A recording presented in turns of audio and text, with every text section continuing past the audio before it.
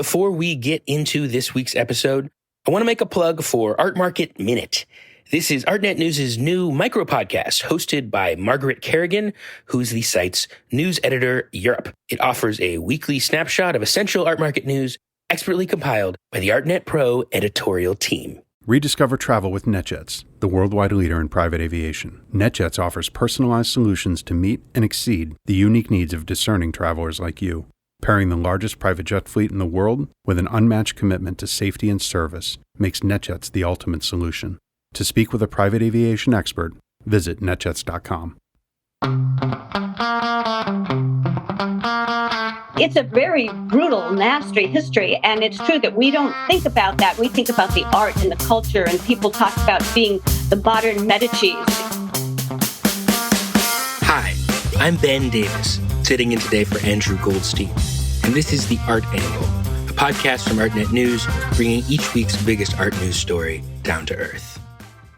If you're a fan of Italian Renaissance art and you are in New York, right now the Metropolitan Museum of Art has a treat for you. It's called The Medici, Portraits and Politics 1512 to 1570, and it offers a spectacular sampling of 90 works of art from Florence's 16th century. But there's a twist. It probably comes as no surprise to anyone listening to this that Italian Renaissance art was connected to the most powerful people in society. Still, even today, if you call someone a Medici, you probably mean to say that they are a visionary patron of the arts, when it could just as well mean that you are calling them a ruthless oligarch. And this exhibition actually tries to show how some of the classics of art in this time were not just works of beauty or something the Medici happened to do on the side, but part of a canny, carefully calibrated political PR campaign that deliberately shaped how the public sees this family in their time and up to our own. Art historian Eleanor Hartney wrote an essay for ArtNet News looking at the Met show and the world of the Medici, asking how the history behind the art changes how we look at what the Metropolitan Museum accurately advertises as some of the most famous European paintings of all time. I'm very pleased to have Eleanor on the podcast today. Eleanor, thanks for coming on the Art Angle. I'm glad to be here. So you have this review of the Met's new Portraits and Power show, which is about the art history and the Medici family. And I think that 5 centuries later, people still know the Medici name and mainly think of them as these outstanding patrons of the Italian Renaissance. So let's just start with them. In broad outlines, what is the story of the Medici family, both in politics and in art? Well, I should start by saying I am not a scholar of the Renaissance. So what I did in writing this article, I sort of plunged into this world that I had a kind of very superficial knowledge of. And it turned out to be a really fascinating ride. And the show really does reveal aspects of the Medici patronage and the Medici family that aren't really part of our common acquaintance. Basically, the story of the Medici is one of power and patronage, as the title of the show says. The Medicis were a banking family, and in the 15th century, they rose to power. They were very influential. There were 3 generations of Medicis who really shaped the politics and the cultural heritage of Florence. But what's so interesting is that they did so while still under the ostensible idea that Florence was a republic. And this is, I think, a very important thing in the saga that the exhibition tells, because as a republic, Florence had leading citizens, there was a form of democracy, there was civil dissent, etc. And the Medicis were very powerful, but they were not the absolute rulers. What they were, as I said, very powerful bankers, very influential family, constantly fighting actually with the other families, but they were also big supporters of the arts. And when we think of Medicis and we talk about the modern Medicis, and we're often thinking about Lorenzo de' Medici, who was the last of this first round of Medici. Lorenzo the Magnificent. Lorenzo the Magnificent, exactly. And he was, of course, a patron of all of our favorite Renaissance artists: Leonardo, Michelangelo, Raphael, Botticelli, etc. When he died in 1492, then there was a huge uproar against his son, who he tried to install. And the Medicis were basically thrown out of Florence, and they were in exile for quite a few years. And this was a period in which the Republic went through all kinds of changes. The immediate successor of the Medicis was Savonarola, the fanatical Dominican monk who burned the art and was himself later burned at the stake. So, I mean, there was just a lot of turmoil there.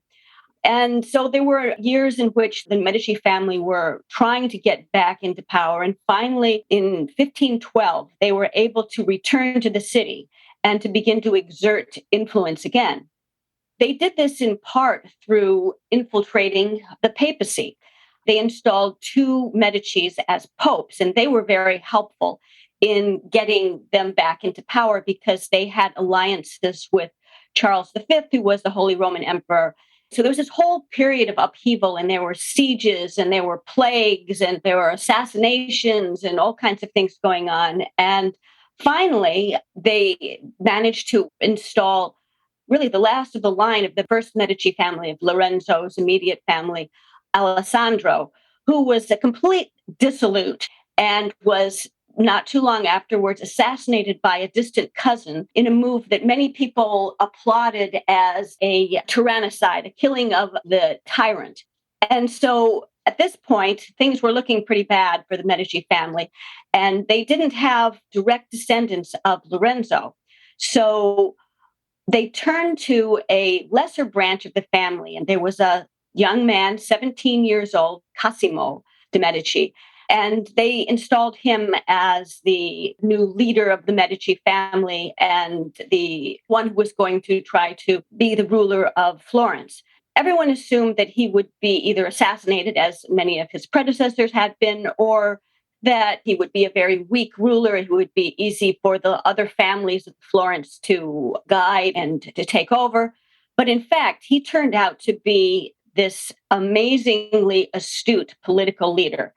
And he was able to marshal forces. He was able to make alliances. And because of him, the Medicis ended up ruling Florence for the next 2 centuries. And one of the things he did, and this was a big break actually from the first round of Medicis, was that he installed himself as Duke. He became the ruler. The other Medicis were not officially rulers. It was still a republic. But with Cosimo, it was no longer a republic. As a matter of fact, I think that his official title was something like the Duke of the Florentine Republic, the absolute monarch of democracy. It's actually kind of a funny title. Exactly. And this is a thing that comes up in the show. I think he modeled himself in many ways on Augustus Caesar. Here you are, you're coming out of the Renaissance. And the Renaissance, of course, was sparked by the rediscovery of the classical world, the Greek and Roman world. And so the Florentine Republic always kind of saw itself as a successor to the Roman Republic, which of course ended with the assassination of Julius Caesar. So that was followed then by the Roman Empire and Augustus Caesar, who was the one who really set it on its way.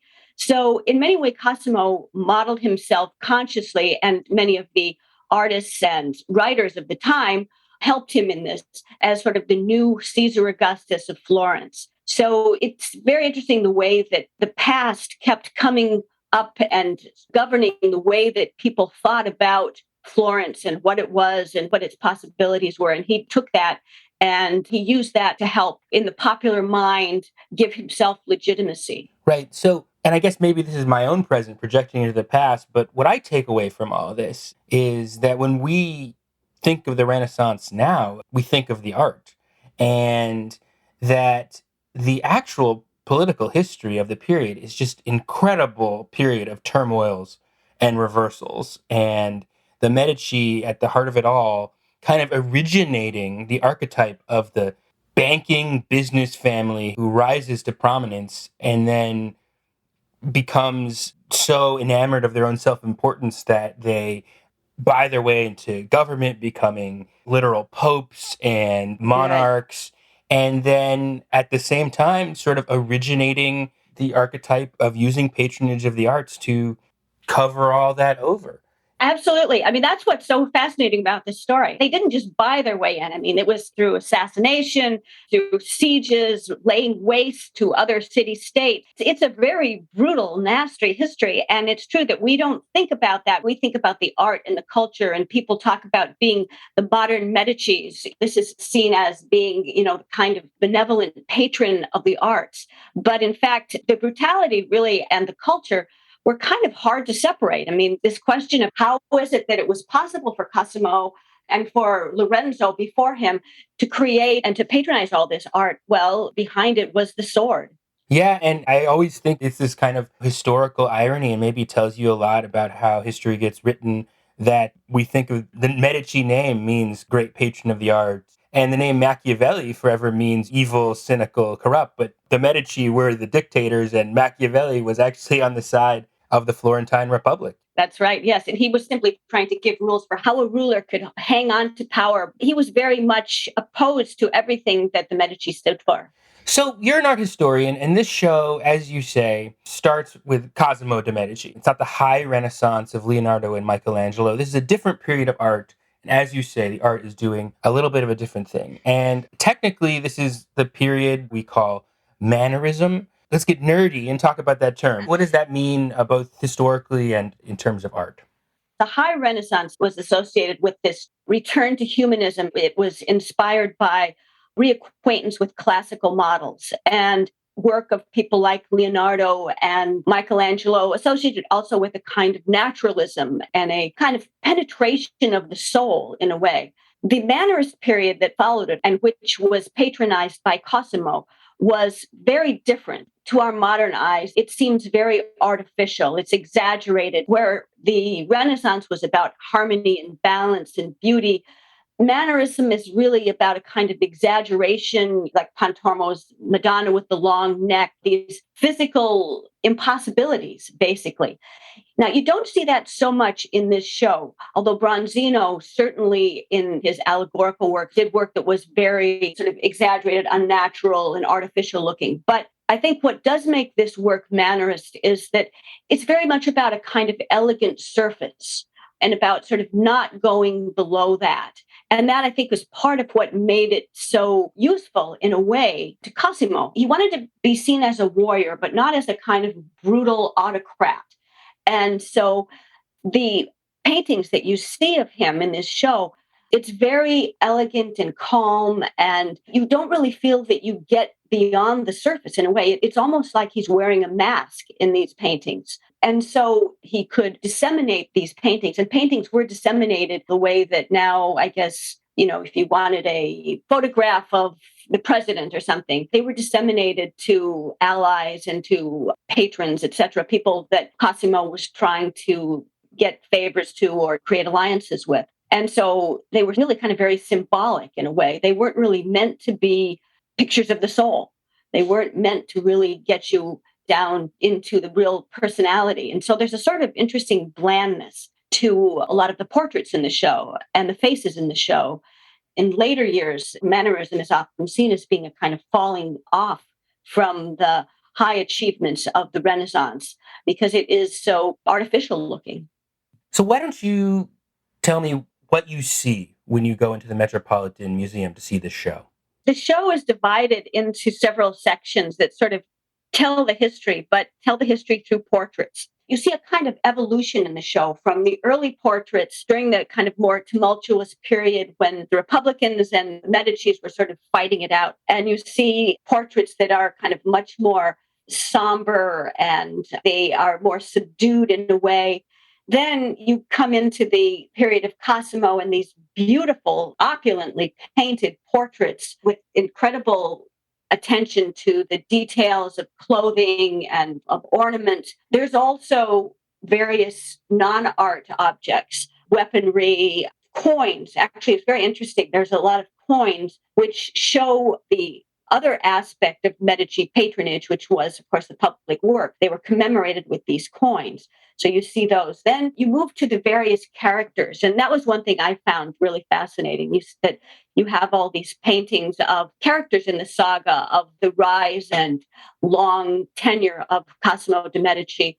the two Medici popes who helped him gain power, presented in a way that's sort of very much against their historical reputations. These were the popes that lost half of the church to the Reformation and were famous for their licentiousness, their power struggles, etc. But you see them painted here as these very sober and responsible looking characters. And then there's also a very interesting section, which is a kind of face-off in a way between Bronzino, the star of the show, and Salviati, who was a member of one of the other banking families, a family somewhat in opposition to the Medici. And you see the difference in style. And you see, on the one hand, the sort of very polished, chilly elegance of Bronzino, and you see this kind of more emotional, even sort of fantasy-oriented, allegorical aspect of Salviati. It was almost like rival political branding. Yes, yes, exactly. Rival political branding you see going on. So you're telling this very tumultuous history, and you're telling it through the portraits, which are the kind of official stories. And yet you see other little aspects seep through the branding. And so it's not a completely smooth story.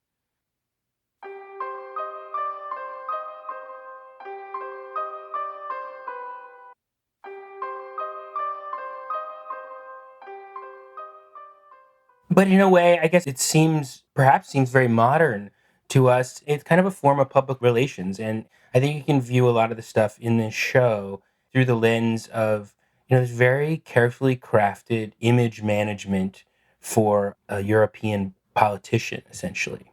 Yes, that's actually a point that the curators make in the show. And I think it really is part of why it has such an interesting appeal today is they are carefully curating their images, just as people do on social media. It's very carefully crafted, and they're very aware of what the image means, what the image conveys. And when he came to power, there were certain things he had to do. First of all, he had to establish his lineage to Lorenzo and the first branch of the Medicis, because he was in a kind of lesser branch of the family. He was not a direct relation, and he used art to establish these connections.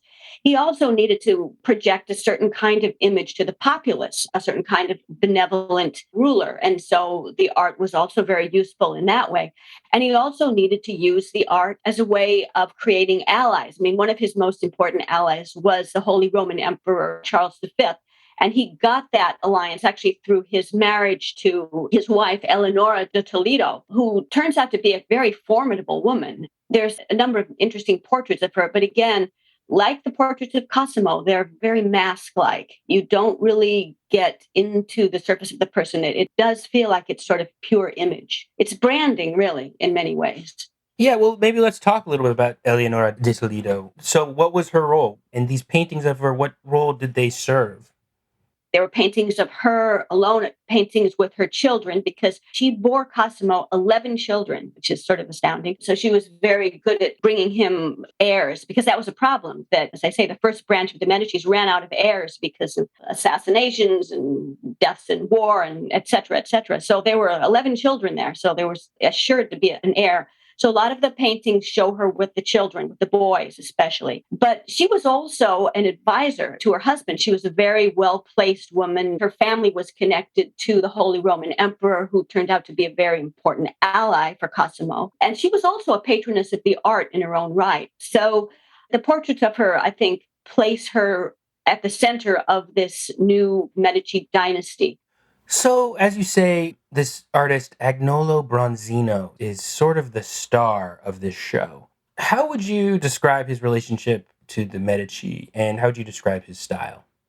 It's really like high mannerist. He was a student of Pontormo, who was also one of the artists who really sort of made the break from the Renaissance style. When Cosimo and Eleonora were married, there was a huge pageantry where all kinds of temporary artistic, like floats and parades, etc. There was lots of spectacle. And Bronzino was part of that. He was one of the artists who was asked to create some of these decorations, basically, for the wedding. And Cosimo ended up really connecting with him.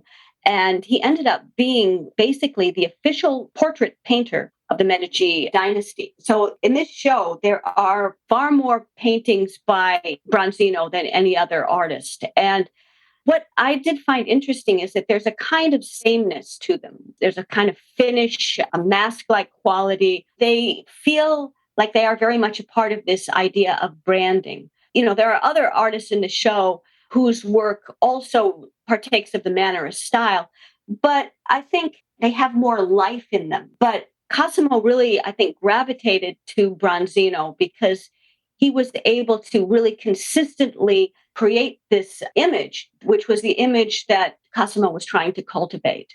And for me, that's always been part of mannerism is the kind of, yeah, like you said earlier, the attention to surfaces so that it's almost a little inhuman. And that both makes it feel a little troubling and kind of contemporary in the sense that it's almost like sometimes the costumes are more alive than the people.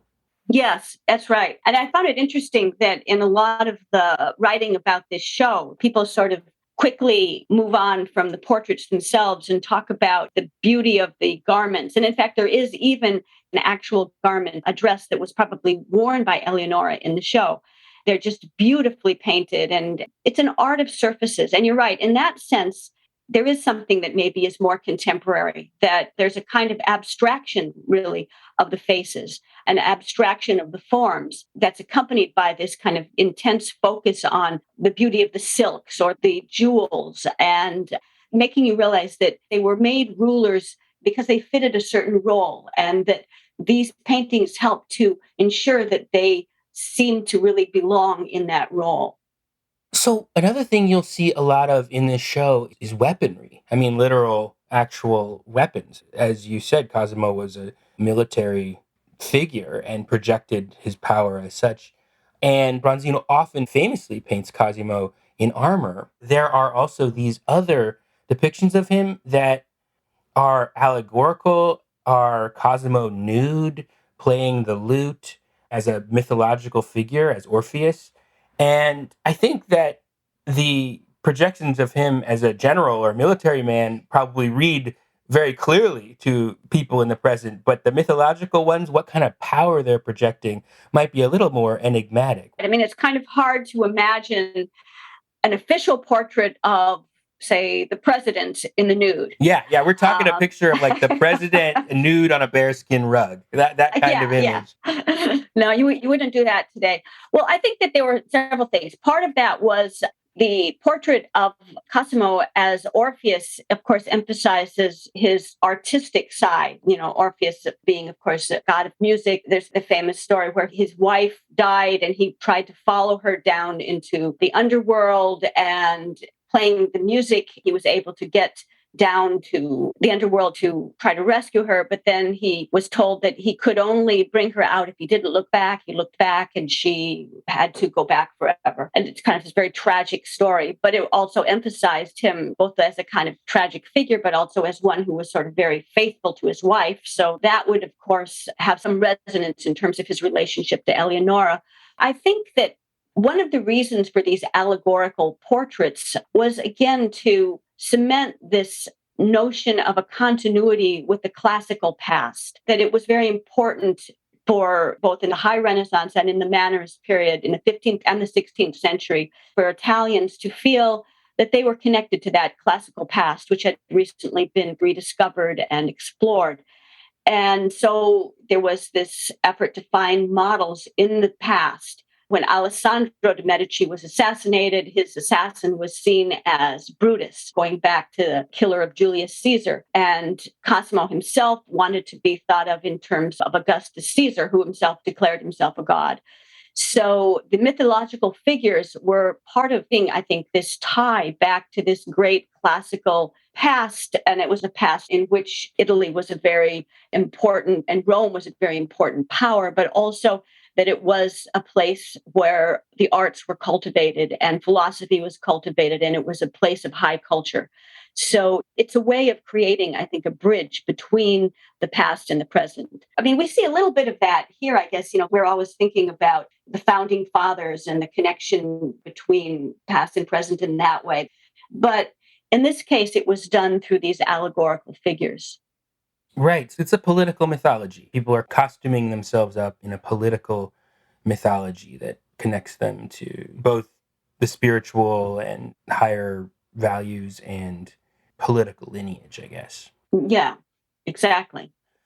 So I think that if you were to just ask the person on the street to name a Renaissance artist, they'd probably say Michelangelo. And something I thought was really interesting about your review is the way you talk about the figure of Michelangelo in this show and how he's kind of absent from the show. You know, it's not really his time period. There's a painting of Michelangelo in the show, but no paintings by Michelangelo.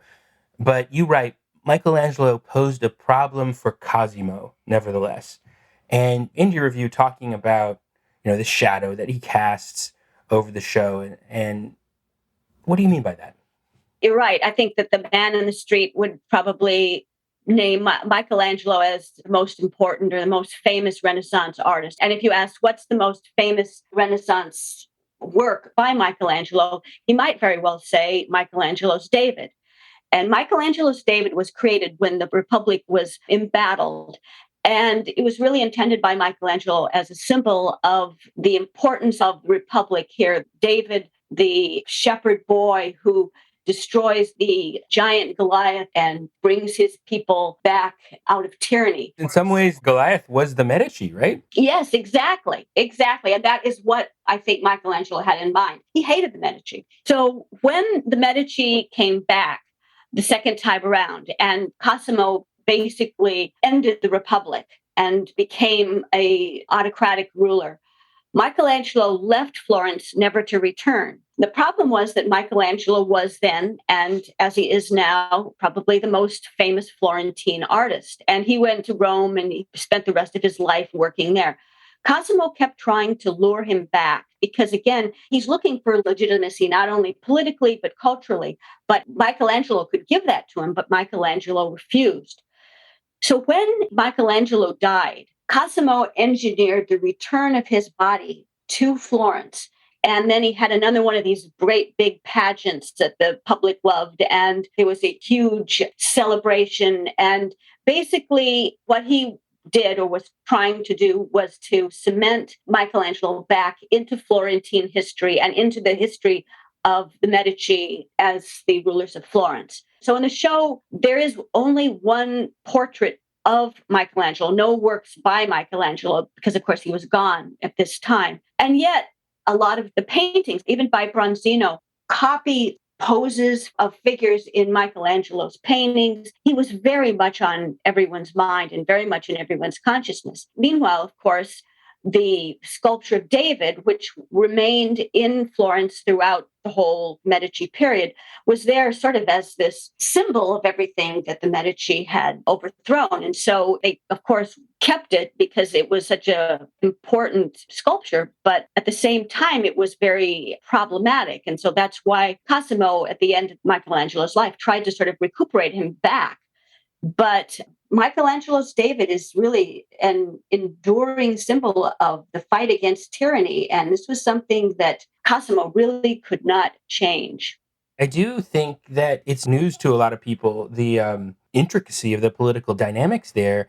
And I love the story of him staging this posthumous party for Michelangelo in Florence to kind of claim his memory, because it really shows that the way art has sculpted our memory of this time period isn't just something that happened because we like to remember the pretty things and the kind of ugly stuff below it kind of drops away over time. But it was really a conscious operation by the people who were doing it. Oh, yes. Again, that's the story of this show. What Cosimo wanted to do was to, in a way, kind of rewrite the history of the Renaissance, putting Florence and himself at the center of the whole thing. And you're right, that does kind of remain what we know and remember of the Renaissance. The Florence that we see when we go to Florence was very much created by Cosimo. I mean, through great public works and civic buildings, and much of what you see was the result of his efforts, much in the same way that Napoleon III kind of created the Paris that we know today. So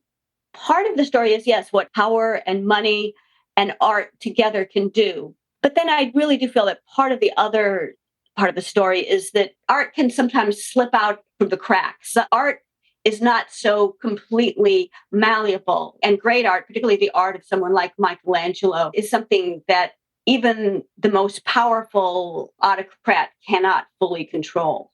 Well, that takes me to the last question I wanted to ask you, which is this show at the Metropolitan Museum is leaning into this narrative about the power and the politics behind the paintings.